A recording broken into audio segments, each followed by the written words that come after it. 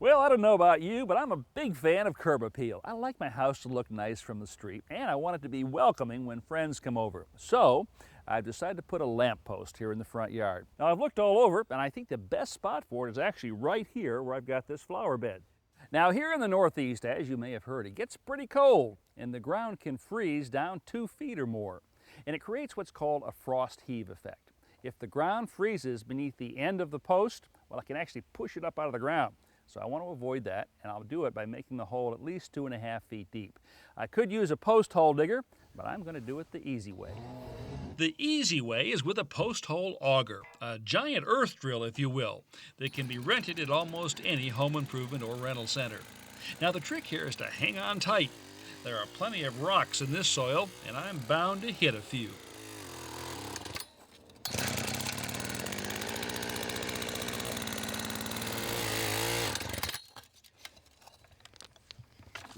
Well, I've got my 32 inches. The frost shouldn't get under this post. And I've also had an electrician run a line in here. This is special outdoor or underground rated cable. The wires themselves are encased in PVC. This has to be buried at least 12 inches underground. Around here they want 18. So I think we're ready to go. In the bottom of my post hole, I'm putting a couple of inches of crushed rock to drain away water that might collect there. The post I've chosen is pre-stained and made of solid cedar. Cedar is lightweight yet strong, a rare combination, and highly resistant to rot, decay, and insects because of the natural oils produced by the tree. Well, here's my post and here's my wire. Now the post has been bored. The wire is actually going to enter it below grade, below ground, and then run up the center, come out the top. And the manufacturer's been kind enough to put this piece of string in here. So all I have to do is loop the wire through the string and pull it from this point right up through the end. I secure the loop by wrapping it with electrical tape. Then I push the wire in the hole, go to the opposite end, and pull it through using the string. Well, my wire's in the post. It's coming out the top. I'm ready to set this in the hole. This strap-on level will leave my hands free to work. To hold the post in position, I drive in a couple of stakes, then clamp a board between the stake and post. I loosen the clamps, adjust, and once the post is perfectly vertical, I retighten the clamps and the post stays just where I want it. This is a solid cedar post, highly rot resistant, but not rot proof. To extend its life, the maker suggests that I not set it in concrete. Why? Because the concrete forms a jacket or collar around the post. If the post shrinks, water can get in between, get trapped there, and cause the post to rot prematurely. So this one is going in plain old dirt.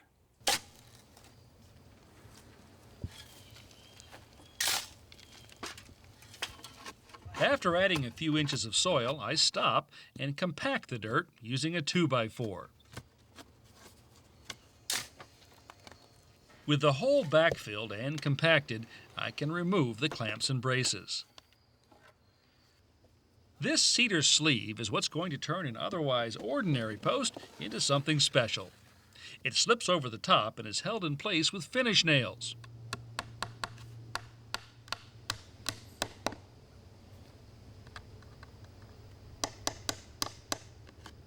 To keep water out, I apply caulk to the joint and smooth out the bead using my finger. The post cap also adds a classic touch and incorporates a mounting base for the light fixture.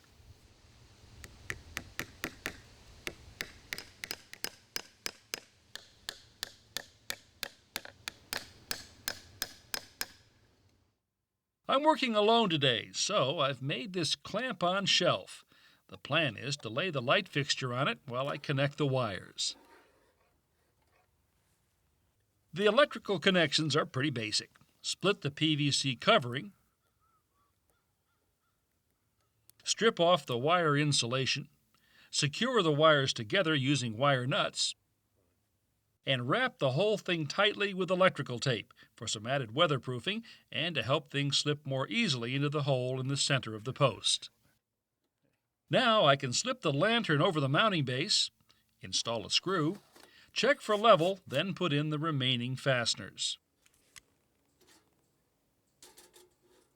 Well, I'm just about there. All that's left is to set on the lantern top and trim ring, then screw on the finial. You know, there's something very welcoming about a lamppost. I guess it says, "Yes, we're home. Come on in."